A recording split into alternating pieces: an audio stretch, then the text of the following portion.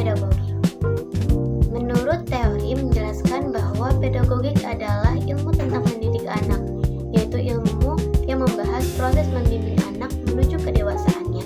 Istilah ini muncul dari kata Yunani, yaitu pedos, anak, dan agogos yang artinya membimbing, yang menunjukkan bahwa sejak awal pedagogik memang fokus pada proses pendidikan anak. Menurut saya, pedagogik ini seperti panduan dasar bagi siapapun yang ingin mendidik anak. Tanpa memahami pedagogik, pendidikan cenderung bergerak secara spontan, kadang benar, kadang salah, karena setiap anak unik, punya latar belakang dan kebutuhan berbeda. Pedagogik membuat proses mendidik jadi lebih terarah dan manusiawi. Poin B, pendidikan dalam arti khusus dan luas. Yang pertama, arti khusus. Pendidikan dalam arti khusus ini fokusnya hubungan langsung antara orang dewasa dan anak. Intinya orang dewasa membimbing anak yang belum dewasa. Menurut saya, arti ini pendidikan itu kayak proses turun tangan langsung, bukan cuma teori atau pengetahuan, tapi interaksi sehari-hari seperti ngobrol, mencontohkan, mengarahkan. Buat saya ini adalah bagian penting yang paling manusiawi. Arti luas yaitu proses perkembangan manusia sepanjang hayat melalui interaksi dengan lingkungan sosial dan fisik. Pendidikan tidak hanya di sekolah, tetapi juga dalam keluarga dan masyarakat, dan berlangsung seumur hidup. Menurut saya, pendidikan dalam arti luas ini membuat kita sadar bahwa belajar itu nggak ada batasnya. Pengalaman, budaya, pertemanan, bahkan masalah hidup juga mendidik kita. Ini membuat pendidikan tidak terpaku pada buku ataupun sekolah, tetapi pada kehidupan itu sendiri. Poin C, mendidik, mengajar, dan melatih. Menurut modul ini terbagi menjadi 3 istilah. Yang pertama, mendidik. Artinya membentuk kepribadian secara menyeluruh seperti karakter, moral, dan sikap. Mengajar, memberi pengetahuan untuk mengembangkan kemampuan intelektual. Melatih, artinya membiasakan keterampilan tertentu melalui pengulangan. Menurut pendapat saya, kalau saya lihat 3 hal ini kayak 3 sisi dari satu proses. Di sekolah kadang guru cuma fokus ngajar, tapi anak juga butuh didik dan dilatih. Kalau cuma diajar doang, anak bisa pintar tapi nggak punya karakter. Kalau cuma dilatih, anak jadi mekanis. Kalau cuma dididik, dia baik tapi nggak punya kemampuan. Menurut saya, pendidikan yang bagus itu yang bisa menggabungkan tiga aspek ini. Poin D, mengapa pendidikan penting dan mengapa manusia memerlukan bantuan. Menurut modul menjelaskan bahwa manusia lahir dalam keadaan sangat tidak berdaya, berbeda dengan hewan yang bisa langsung berfungsi dengan instingnya. Manusia membutuhkan bimbingan fisik, emosional, dan moral dari orang dewasa agar bisa hidup mandiri dan memahami nilai-nilai kehidupan. Menurut saya, pendidikan itu penting karena manusia adalah makhluk yang butuh waktu panjang untuk dewasa. Tanpa bantuan, anak bisa tumbuh, tapi tidak tahu bagaimana hidup dengan benar. Tidak bisa membedakan mana yang baik, mana yang buruk, dan atau bagaimana berinteraksi dengan orang lain. Pendidikan adalah proses menata manusia agar ia bisa hidup sebagai manusia seutuhnya. Poin E, modul menekankan bahwa teori pendidikan adalah hasil kajian ilmiah, sedangkan praktik pendidikan adalah kegiatan nyata dalam kehidupan sehari-hari. Modul juga menegaskan bahwa teori dan praktik saling melengkapi dan tidak bisa dipisahkan karena teori memperkara, praktik memperkaya teori. Praktik tanpa teori bisa menghasilkan kesalahan, misalnya kesalahan teknis dan konseptual dalam mendidik. Menurut saya, teori itu seperti kompas, sementara praktik adalah perjalanan. Kalau kita mendidik tanpa teori, kita bisa salah langkah. Misalnya terlalu keras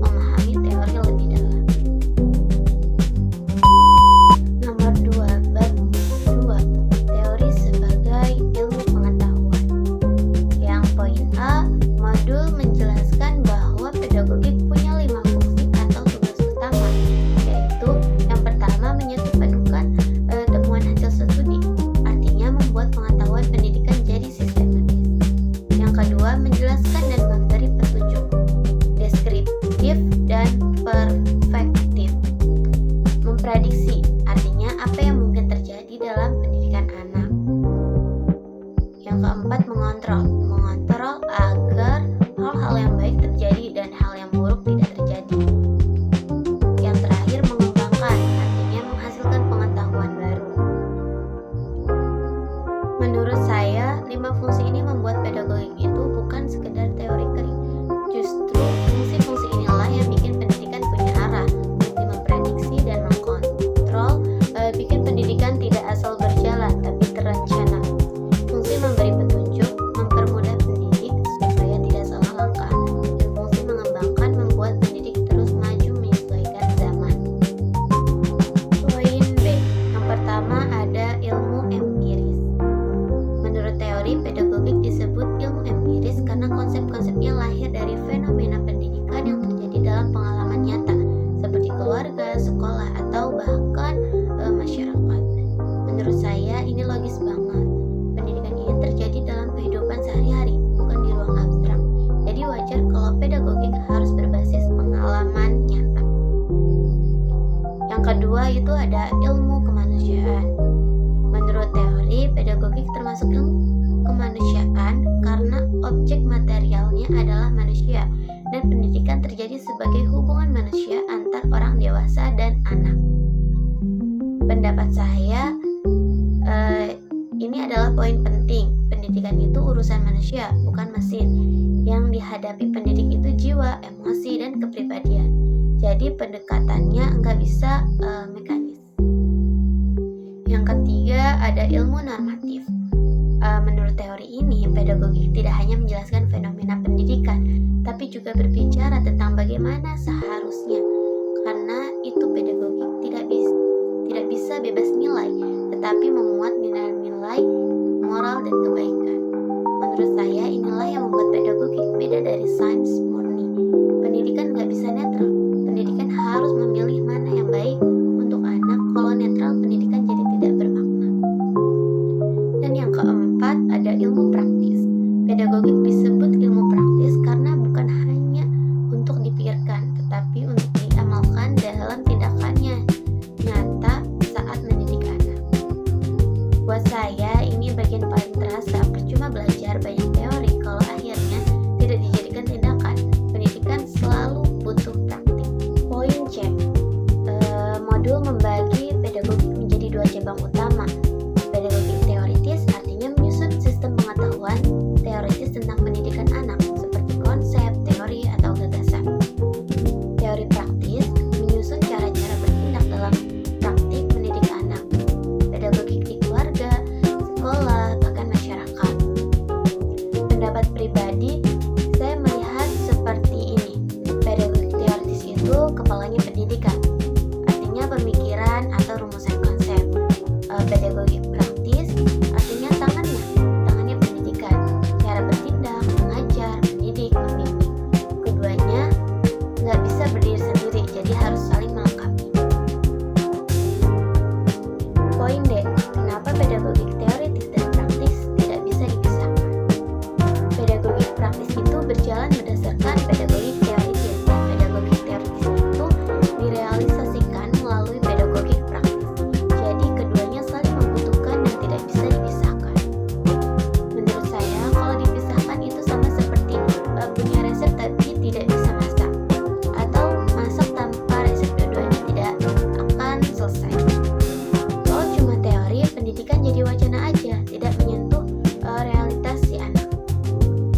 Kalau cuma praktik, pendidikan jadi tidak terarah, sering salah metode, mengikuti kebiasaan, bukan ilmu. Keduanya harus berjalan barengan supaya pendidikan punya arah dan tetap realistis.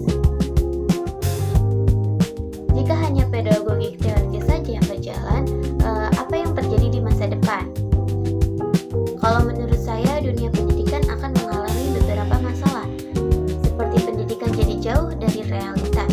Semua hanya konsep, gagasan, dan teori, tapi tidak tahu apakah bisa diterapkannya. Guru kebingungan. Mereka tahu teori, tapi tidak tahu bagaimana mengubah teori itu jadi tindakan nyata. Anak didik dirugikan karena teori tidak otomatis cocok dengan kebutuhan anak di lapangan. Pendidikan jadi kaku dan tidak berkembang. Tidak ada evaluasi dari praktik nyata. Tidak ada inovasi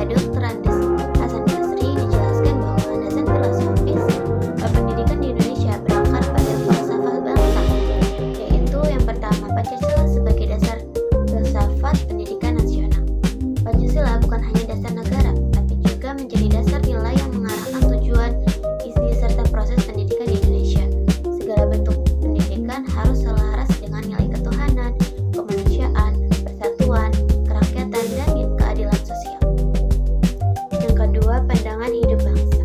Landasan filosofis ini memaknai bahwa pendidikan Indonesia harus mencerminkan jati diri bangsa, seperti gotong royong, religius, menghargai sesama, dan peradaban. Yang ketiga, hakikat manusia menurut pendidikan nasional. Dalam buku tersebut dijelaskan bahwa manusia dipandang sebagai makhluk bertuhan, bermoral, sosial, rasional, mempunyai kebebasan dan tanggung jawab. Maka pendidikan harus memungkinkan manusia berkembang sepenuhnya, bukan sekedar pintar secara akademik. Penjelasan dari 3 makna landasan filosofis. Yang pertama, landasan filosofis sebagai arah dan tujuan. Filsafat memberikan arah besar tentang manusia seperti apa yang ingin dibutuhkan oleh pendidikan Indonesia. Jadi, pendidikan itu tidak berjalan tanpa tujuan, tetapi terikat dengan nilai-nilai Pancasila. Yang kedua, landasan filosofis sebagai nilai moral dan etika. Pendidikan tidak boleh netral, ia harus membawa nilai kebaikan, kemanusiaan, dan keberadaban. Filsafat membantu pendidik memberikan apa yang ingin atau apa yang baik untuk anak dan apa yang tidak baik. Poin 3, landasan filosofis sebagai dasar berpikir dan menyusun kebijakan. Kurikulum, metode mengajar, bahkan sikap guru dalam kelas tidak boleh lepas dari landasan filosofis. Jadi, filsafat berfungsi sebagai fondasi rasional untuk segala keputusan pendidikan. Poin B, jika tidak ada landasan filosofis dalam pendidikan, apa dampaknya? Ini pendapat saya setelah memahami makna landasan filosofis.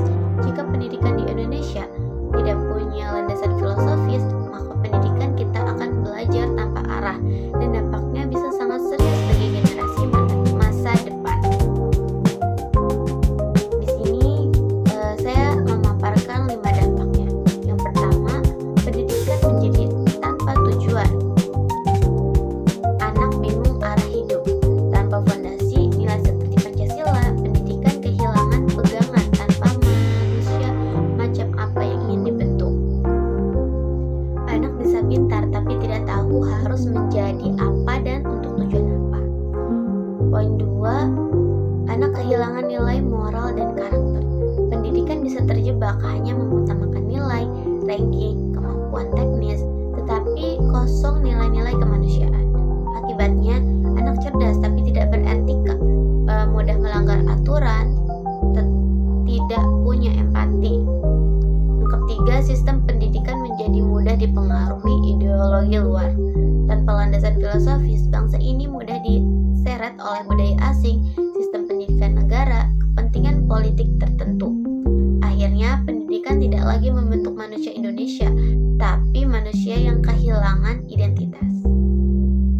Keempat, guru mengajar hanya teknis tanpa jiwa keinginan kita untuk mendidik. Guru hanya fokus dengan cara mengajar, bukan mengapa mengajar. Pekerjaan guru jadi mekanis, mengajar kurikulum, nilai, atau administrasi tanpa memikirkan nilai-nilai kemanusiaan. Yang kelima, anak-anak tumbuh tanpa panduan hidup. Pendidikan tanpa filsafat artinya anak tanpa arah. Anak memiliki kecerdasan tapi tidak tahu mana yang benar atau salah, tidak punya arah moral, gampang terseret arus negatif, tidak punya dasar berpikir kritis yang kokoh. Soal keempat, bab landasan psikologis dalam pendidikan. Poin A, ada 5 model belajar siswa. Yang pertama, model behavioristik. Belajar dipandang sebagai pembentukan perilaku melalui stimulus, respon, dan pengulangan. Siswa belajar karena diberi latihan, contoh, dan penguatan. Penguatannya itu seperti reward atau punishment. Contohnya itu siswa menghafal perkalian karena sering dilatih. Yang kedua, model kognitivistik. Belajar adalah proses berpikir bagaimana siswa memahami, mengolah informasi, mengingat, dan memecahkan masalah. Contohnya itu siswa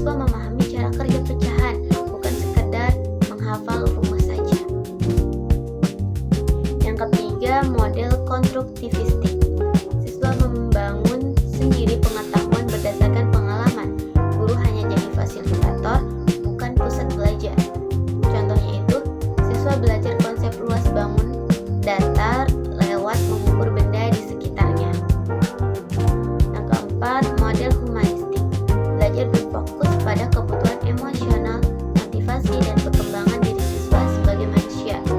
Lingkungan harus aman, nyaman, dan penuh penerimaan.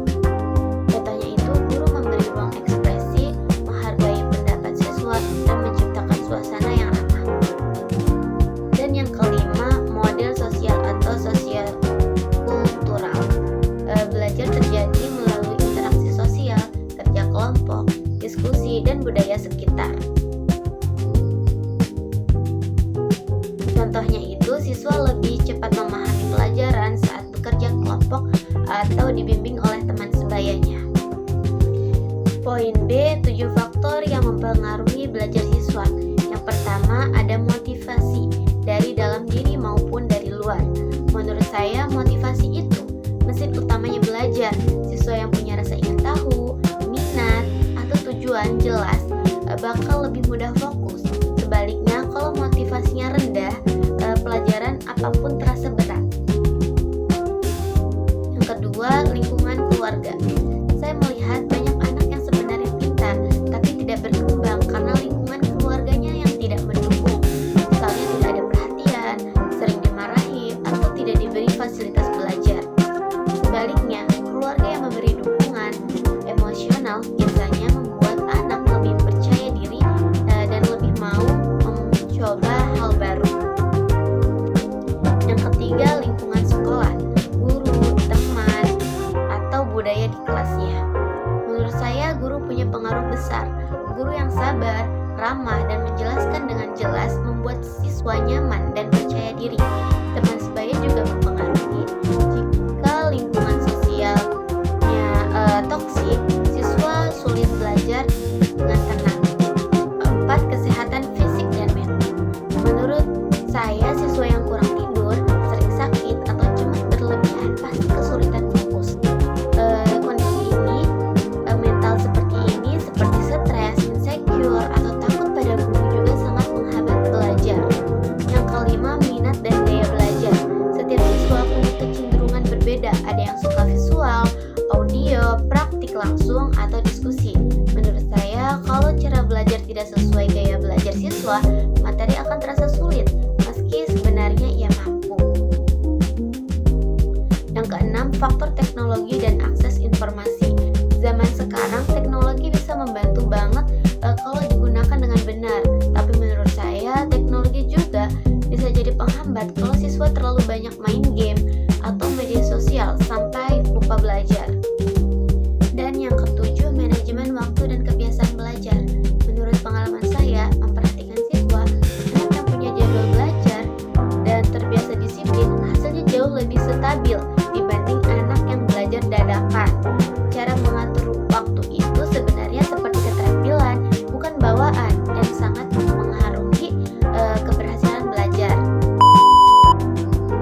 Soal kelima, bab konsep, karakteristik, dan jenis alat pendidikan. Yang A, alat pendidikan dan faktor pendidikan.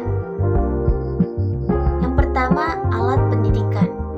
Dalam makalah dijelaskan bahwa alat pendidikan adalah segala cara yang digunakan pendidik untuk membimbing, memengaruhi, dan membentuk perilaku agar anak menuju kedewasaan.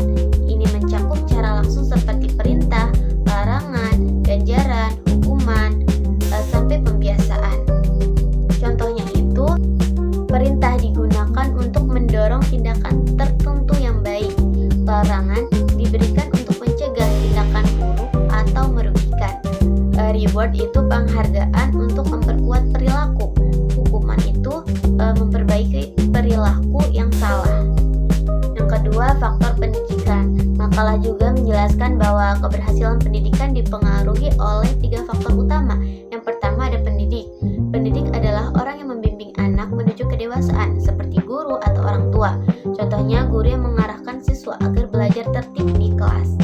Peserta didik itu yang kedua ya, peserta didik, anak atau manusia muda yang sedang berkembang dan membutuhkan bimbingan. Contohnya, siswa yang belajar membentuk karakter dan kepribadian. Dan yang ketiga ada lingkungan.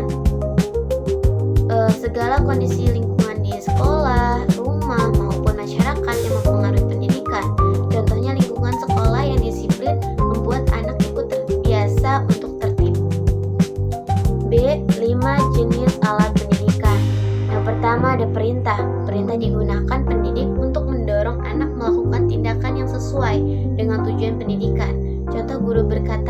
Bacalah doa sebelum belajar.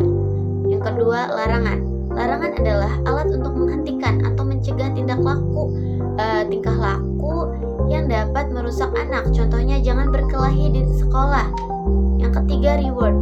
Diberikan sebagai penghargaan atas tindakan baik agar perilaku itu makin kuat. Contohnya, memberi pujian saat anak jujur. Yang keempat, hukuman. Hukuman digunakan untuk memperbaiki kesalahan dan membuat anak sadar, bukan untuk menyakiti. Contoh, menegur siswa yang membuli temannya. Yang kelima, pembiasaan. Pembiasaan adalah latihan yang dilakukan terus-menerus agar terbentuk karakter baik. Contohnya, membiasakan antri atau salam saat memasuki kelas. Poin C, manfaat alat pendidikan dan dampak jika tidak ada alat pendidik.